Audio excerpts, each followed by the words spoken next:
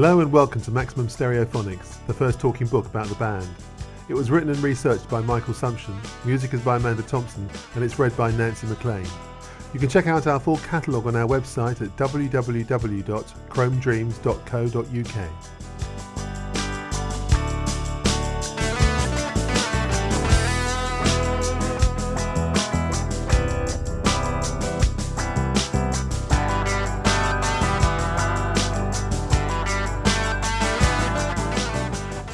They said our name and we all stood up and the wine went all over the table, and then me and Richard were just savouring the moment for about 2 or 3 minutes. We looked around and Kelly's already on the podium, so we got up there and he'd already swore before I could restrain him. He said if you don't try and be funny and don't slag anybody off.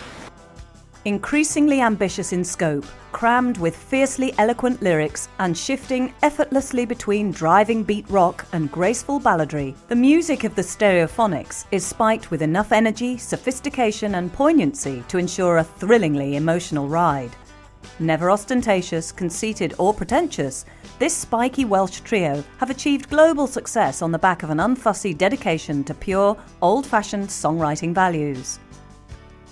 Over the course of their career, this group have dedicated themselves to pursuing the lost art of the perfect pop song, and they can justifiably claim authorship of at least a dozen full-blown, certified, tagged, factory-tested, lifetime guaranteed classics.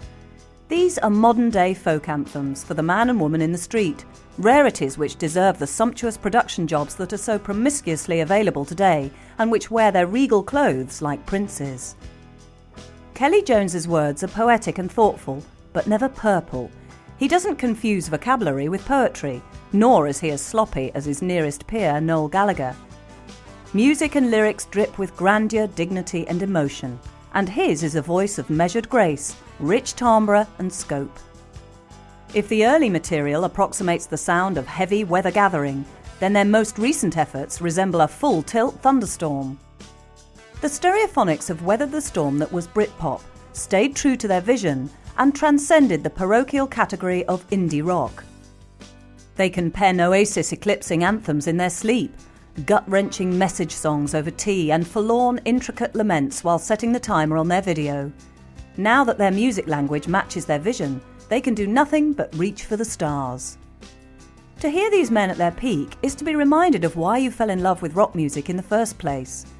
Riding the wave of a self-conscious return to tunes that milkmen could whistle, their chords and melodies walk out of the Beatles, the Clash and 60s soul and straight through the garage fuzz of punk and post-punk, arriving at the present without the slightest trace of cynicism.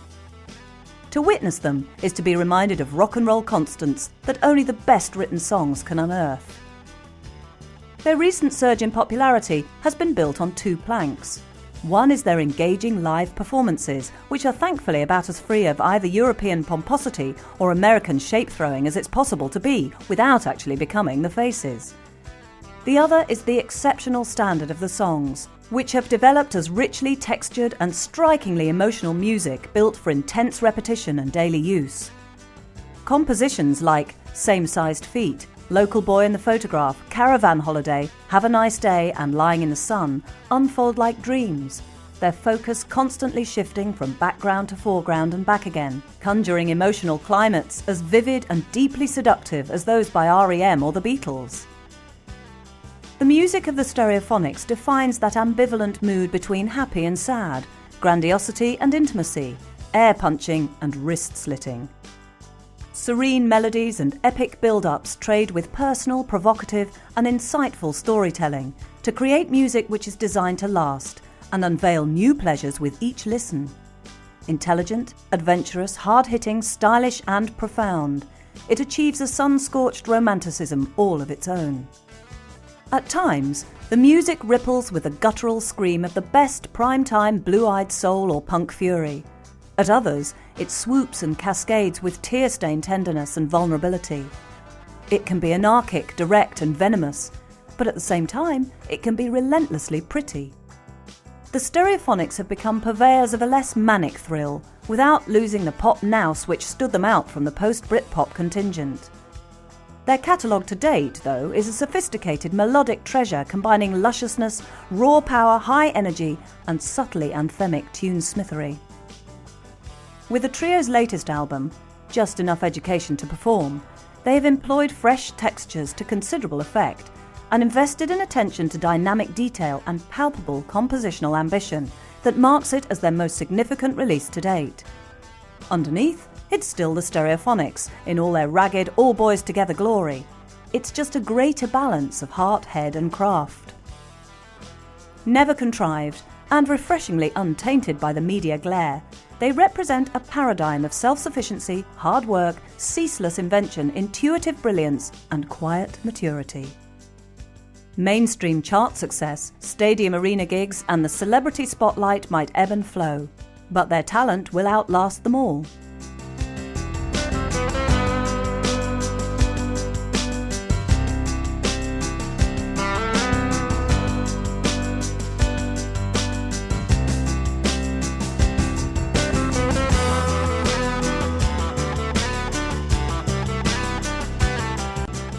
When I was about 10 or 11, I was always in school at Kelly, so it was always the AC/DC thing. Lurking around in Black Sabbath, always wanted to be in a rock band, so fancy dress parties come up like, like everybody goes Frankenstein or something like that, and me and Kelly'd go as a rock band or something like that, so. Well, I suppose funny, but because I went as Angus Young, he went as Malcolm Young, but so Malcolm Young wears jeans and a t-shirt. The Stereophonics story began in the South Wales village of Cwmaman in Aberdare, mid Glamorgan, where vocalist, guitarist and songwriter Kelly Jones, bassist Richard Jones and drummer Stuart Cable grew up together. Kelly and Richard were born a few yards and a few days away from each other, whereas Stuart entered the world some 4 years earlier. With a history of music running through Kelly Jones's family, it was somehow inevitable that he would end up playing in a band.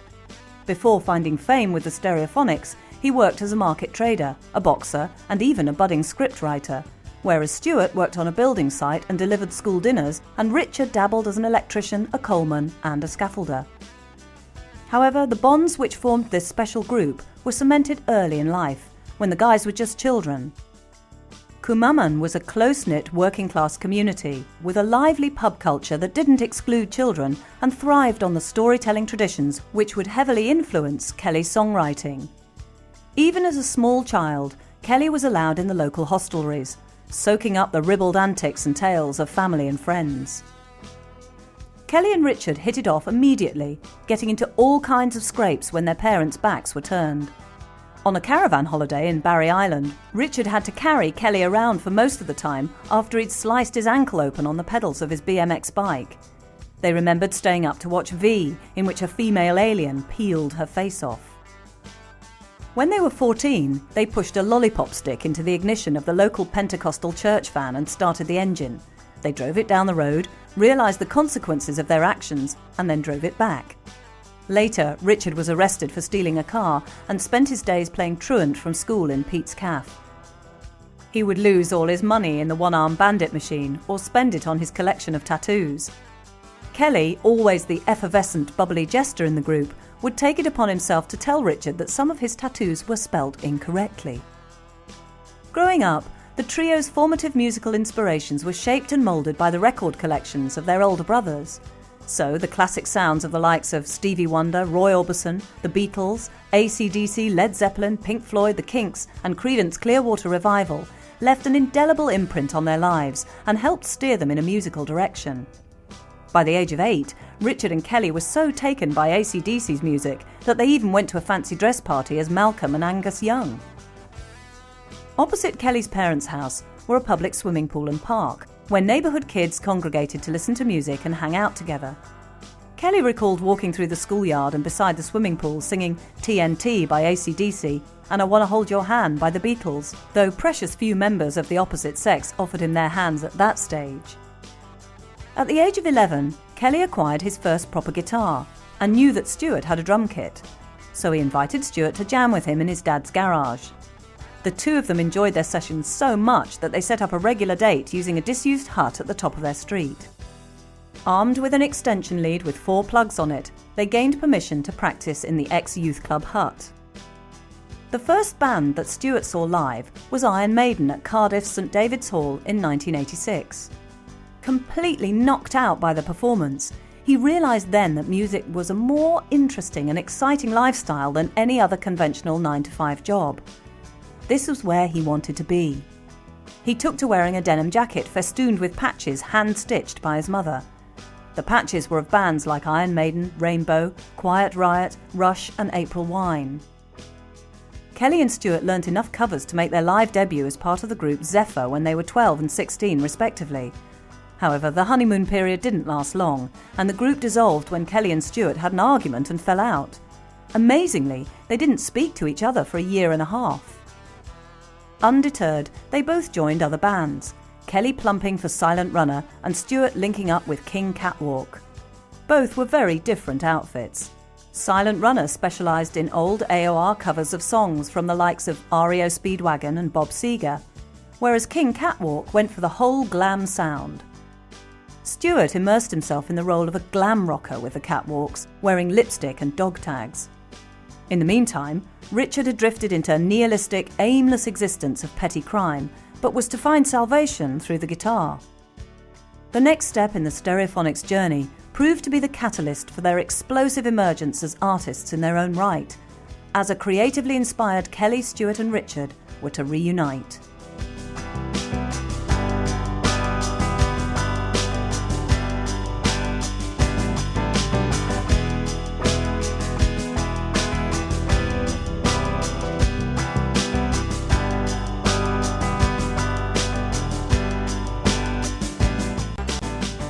I found all these brown bags the other day from the market when I used to work in the market when I moved house. And I found Thousand Trees and Tramps Fest and all these songs written on the back of these bags. And then you go to a gig and all these people are singing them, and it's like when Sting said he had the window cleaner was singing Walking on the Moon when he was in bed. And he said it was the weirdest feeling ever, but it was brilliant. When Kelly turned 18, his creative powers became focused and a sense of destiny overcame him. Having disbanded Blind Faith, he began looking for a new outfit to perform covers in working men's clubs with, around the local area. Having worked part-time on Saturdays and in school and college holidays on a market stall in Aberdare from the age of 16, he was studying graphic design at college. Although he displayed an obvious talent for drawing, he chose to study at college primarily to delay having to make a decision on his career. A promising future in boxing or football was curtailed by his Saturday job, but music became an overriding passion. Feeling adrift from his college contemporaries, Kelly sought out his childhood friends Stewart and Richard. Inspired by their mutual love of Bad Company, Tragically Hip and Mother Love Bone, they formed a new covers band by the name of Tragic Love Company. Richard had only taken up the bass guitar because every other budding musician in the area had a lead guitar. Kelly recruited him because he was the coolest guy in Cwmaman. Stewart had performed as a lead singer in several local bands, but it was clear that Kelly's voice was the strongest and that he was better suited to the role of Sticks Man. Realising that playing other people's material left the band at a disadvantage, Kelly began composing his own fragments of songs. Unusually, his early attempts were not carbon copy pastiches of his heroes and influences, but evolved out of the storytelling traditions of local community life. Instead of variations on the I love you, you don't love me themes, these pieces were third-person narratives, portraits of individuals in particular situations. Songs like Local Boy in the Photograph, 1,000 Trees, and Billy Davies' Daughter were influenced by the stories handed down to him in local pubs and at the market. The tales of alienated youngsters ending their lives or going to jail fed directly into Kelly's muse, and he incorporated them into his compositions. As a kid, he'd sit and listen to these myths and legends because everyone did. Now these memories were filtering through his psyche and contributing to his art. Cwmaman was a place where people listened to others' stories because it was regarded as self-important to talk about oneself in company. Personal inner feelings were kept tightly to the chest, and the sad, maudlin stories consoled people through bad times, knowing that there were people worse off than them. Subconsciously, the young Kelly had absorbed these portraits of melancholy, and by the time he hit maturity, he was ready to unleash his own gift to the world, divulge his own stories. He wrote and wrote, nailing down ideas wherever and whenever he could. He even scribbled notes for songs on the back of the brown paper bags he used on the market stall, and had intended to use Stewart's van before it was stolen. At first, he assumed that his songs were too wordy, florid, literary, and parochial to arouse the interest of anyone outside his village. But he persevered, and kept plugging away, encouraged by his bandmates and the reaction of local audiences. As Tragic Love Company, the trio had embarked upon tiring journeys to and from London, playing anywhere and everywhere along the M4. However, the name was swiftly changed to that of the Stereophonics at an Aberdare Coliseum gig, when a perplexed venue promoter heard Tragic Love Company as Charter Oil Company in a telephone conversation with Kelly.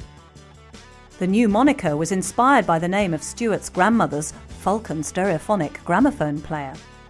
Yet the growing maturity of Kelly's songwriting, pitched somewhere between folk tradition, modern poetry and proletarian rock, was pushing them into a new arena, away from working men's clubs and into more salubrious venues with a younger, hipper clientele.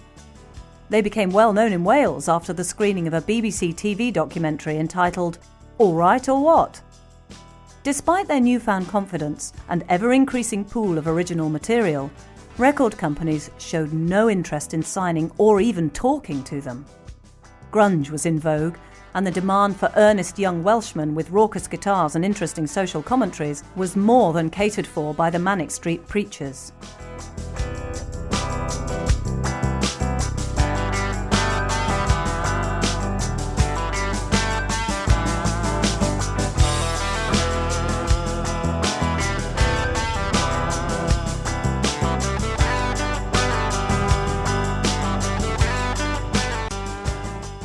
I knocked his door when I was 12. I knew he had a drum kit, and I just had his guitar for Christmas. He said, "Do you want to have a jam in the band?" And he said, "Where are we going to do it?"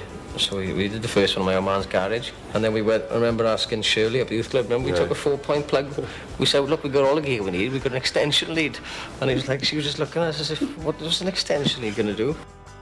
The music production team of Bird and Bush spotted the band at a gig at the Borderline in London, where they were supporting a band called the Small Town Heroes. Impressed by the feisty, literate rock and roll of the Stereophonics, a representative left a contact number with Richard and told the band to get in touch. This was a familiar enough occurrence amongst groups struggling to make their way, usually leading to nothing. However, this time the Stereophonics took up the offer and arranged to record some demo tracks with Bird and Bush. Within a week, the trio had met manager John Brand, who saw them supporting Catatonia on the splash tour of unsigned acts, supporting just signed ones in Wales. John Brand was so enthused by what he heard that he took the demo tapes they'd recorded with Bird and Bush and circulated them around all the major record labels of Britain. In a surreal, bizarre change of fortune, the Stereophonics became the hot new band on everyone's lips. Previously, nobody had wanted to touch them with a barge pole, but now representatives from the likes of Parlophone, EMI, Sony, Warner and every major label were queuing around the block to offer record deals. The band were open to all offers and gave each company a fair hearing, and simultaneously the BBC were making positive noises about one of Kelly's scripts. But the most appealing, attractive and promising came from Richard Branson's nascent Virgin offshoot label, V2.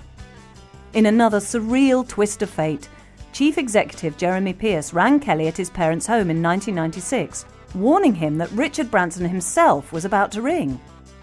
He duly did, asking if he could speak to Kelly, Richard or Stuart, as if they all lived in the same house, monkeys style.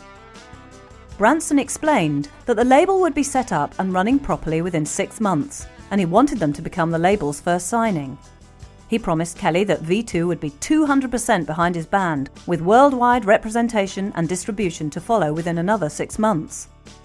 The decision wasn't a difficult one, because V2 stood out from the pack, being the only label to mention worldwide and regional strategies. In comparison, the rest were just like unconvincing second-hand car salesmen.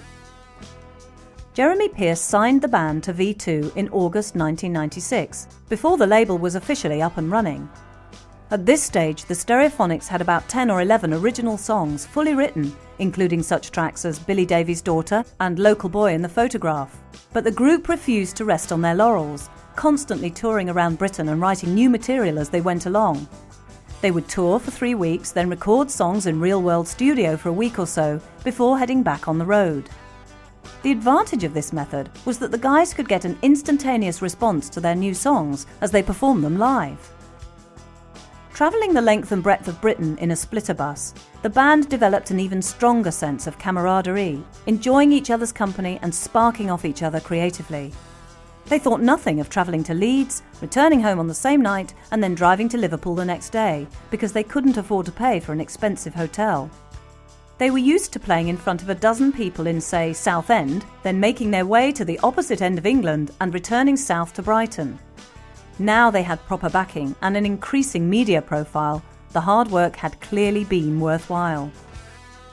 The Stereophonics' debut single, Looks Like Chaplin, More Life in a Tramp's Vest, was released in November 1996 as a limited edition double A-side, followed by a series of support slots for Skunk Anansie, Ocean Colour Scene, the Manic Street Preachers and The Who.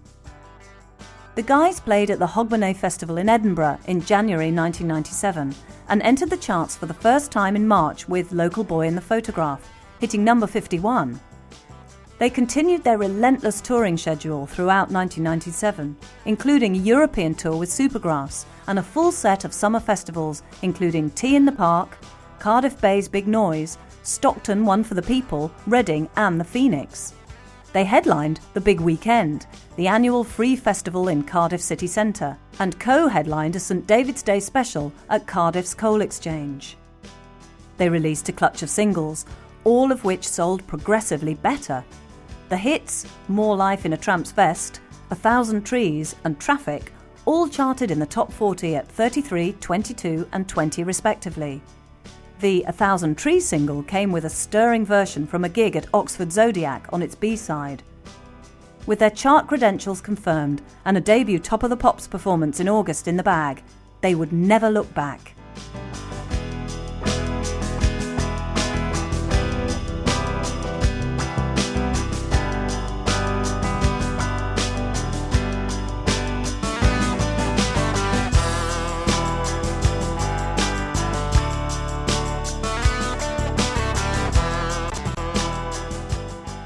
Adam Dritz from the Counting Crows was there, and we've been playing Counting Crows covers for years around the pubs and stuff. And we met him once on the Jules Holland show, and he said, how's it going? And he said, how long are you in town for? He says, I got a barbecue up the house on the weekend if you want to come up. We thought, is this going to be some big Hollywood party, you know, women everywhere and all drugs and rock and roll, or is it just going to be some guy on a barbecue? It was just some guy on a barbecue. The Stereophonics star continued to rise as they fraternised with the wider rock community and began converting other bands' fans to their corner. But groups like The Who, the Manic Street Preachers and Skunk Anansie, who were blown away by their Camden Monarch performance, offered nothing but encouragement, support and a platform to display their talent to the public. At The Who gigs at Earl's Court, the guys had a dressing room so far from the stage that they had to leave 5 minutes before coming on. And at the Belfort Festival in France, Richard was so drunk that he broke a bone in his ankle just walking onto the stage. One of the most celebrated of their 101 gigs of 1997 was a magnificent early afternoon set at the Hillsborough Justice Concert at Anfield in May. Kelly was jolted by a succession of electric shocks on stage as the rain poured down relentlessly. The following day, they received a rapturous response to their outdoor set at Cardiff, and a week later they performed on Jules Holland's Later television programme. August 1997 saw the long-awaited release of the Stereophonics' 12-track debut album, Word Gets Around. With Oasis's bloated Be Here Now delivering sludge and production overload, this debut offered an altogether more vibrant and inventive shot of back-to-basics, good-time rock and roll. An honest, sincere combination of US alternative rock raunch, smouldering rhythm and blues, deep soul candour, Nirvana AC/DC thrash, undertones urgency, and British kitchen sink introspection. Word Gets Around was lifted to a celestial place by Kelly's nicotine growl and neatly observed tales of small-town living. Songs such as Local Boy in the Photograph, Last of the Big Time Drinkers, Goldfish Bowl, Billy Davies' Daughter and 1,000 Trees tap directly into the band's environment, but simultaneously seem to be summoned from a rich vein of dark, macabre storytelling in rock and roll history. The spectre of ancient murder ballads hovers over the captivating Local Boy in the Photograph, a story about a child who kills himself by lying down on a railway track. It is in essence a suicide note and symbol for wasted youth. 1,000 Trees is a beautifully conceived playlet about a loyalty-testing, village opinion-splitting drama.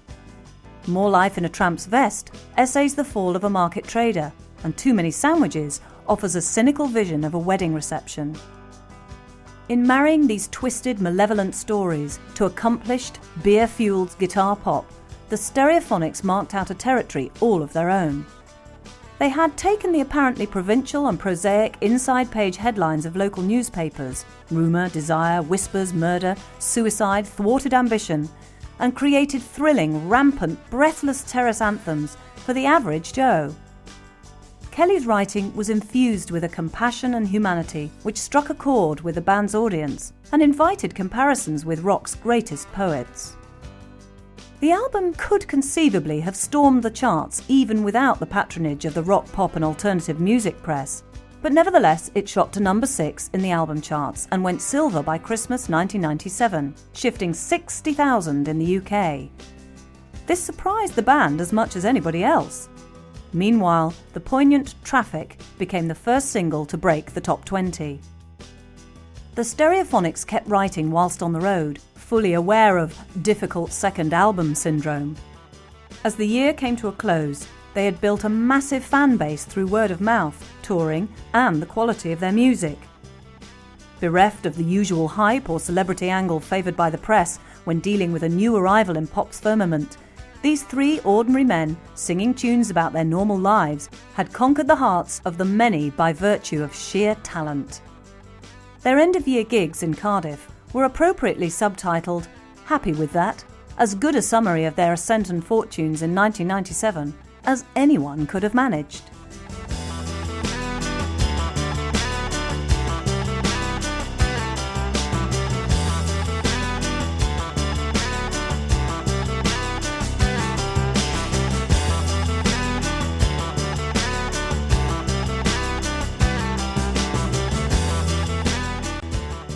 New Zealand was very good. That was the last gig of the tour, and we only did one show there. We played in Auckland. Wish we could have done a lot more, but we're going to go back, I think, later on this year. But Australia was really good as well. The gigs were brilliant. They're all afraid they're never going to come back, I think, because it's so far away, and they really, appreciate what you're doing, and they really get into the gigs. So it was a really good place for us. In January 1998, the guys headlined the sellout Miller Genuine Draft NME Bratbus Tour of the UK and sold out a tour of Germany. In February, they toured France, Holland and Belgium and appeared on Top of the Pops, TFI Friday and The Big Breakfast. Also in February 1998, the Stereophonics beat the All Saints and Finlay Quay to a prestigious Brit Award for the Best Newcomer category, as voted for by Radio 1 listeners, and in the same week their reissue of Local Boy in the Photograph, by public demand, made them top 20, peaking at number 14. Also in this month, the Word Gets Around album reached gold status in the UK, shifting over 100,000 copies. It would go on to sell 1 million worldwide. March saw them tour the US and Australia, including a sellout gig in Sydney. In April, The Slate, a documentary film following their first few months on the road, won a Welsh BAFTA award, and they claimed most votes in the Melody Maker Best New Band poll. In August, they rose above the opposition to win the Best New Band trophy at the Kerrang Awards ceremony, and even got to meet their heroes from AC/DC, Angus and Malcolm Young. In between appearances at Leeds and Chelmsford's V98, Scotland's Tea in the Park, and on TFI Friday, the band found the time to visit Japan and perform at a festival on Mount Fuji. Meanwhile, they beavered away at the Real World studio to lay down tracks for the follow-up to Word Gets Around. A rigorous full-scale touring regime encompassing the UK, Australia and the US ensured that the Stereophonics was not a name to be forgotten, and they were even invited to dinner at the house of one of their biggest fans, the Hollywood actor Kevin Spacey. Even though most of the year passed without any new releases, they performed spectacularly at their biggest show yet in the grounds of Cardiff Castle in June.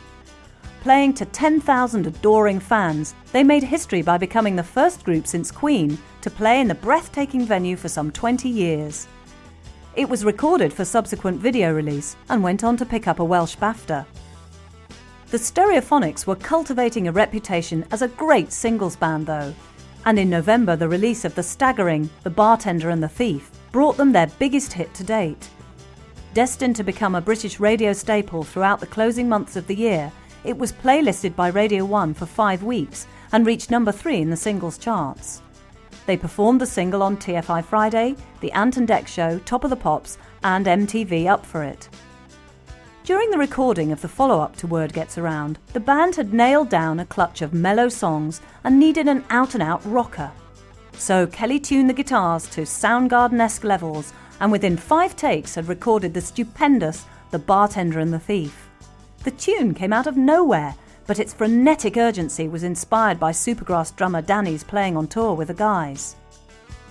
A quite brilliant, surreal tale about a conman landlord, his hustler wife, crime, alcohol and lesbianism, it roared out of the blocks at a breakneck pace, recalling the best of prime punk pop. Lyrically, it was inspired by a visit to a strange sailor bar in New Zealand, and none of the group thought for one moment that it would become the lead single off the new album. When it came to filming the promotional video, the guys found themselves in Thailand for a cunning Apocalypse Now pastiche. They were dressed in oriental dragons and were surrounded by helicopters, gunboats, an impossibly camp army and numerous explosive charges on the River Kwai's banks. The stunned locals hadn't seen such shenanigans for half a century. October saw the Stereophonics, now dubbed the hardest working band in the world, return to Japan for a headlining tour of Club Osaka. In November, the band entertained a 75,000 crowd for the Wales v South Africa rugby encounter at Wembley Stadium and ended the year with 3 big sell-out shows at Newport Centre and Cardiff International Arena. A support slot with James on their British tour, during which Kelly famously broke into a chorus of "Sit Down" at the end of More Life in a Tramp's Vest, capped quite an extraordinary 12 months, blighted only by the ugly news in July that Richard had been assaulted outside a local pub, resulting in a broken nose and ribs.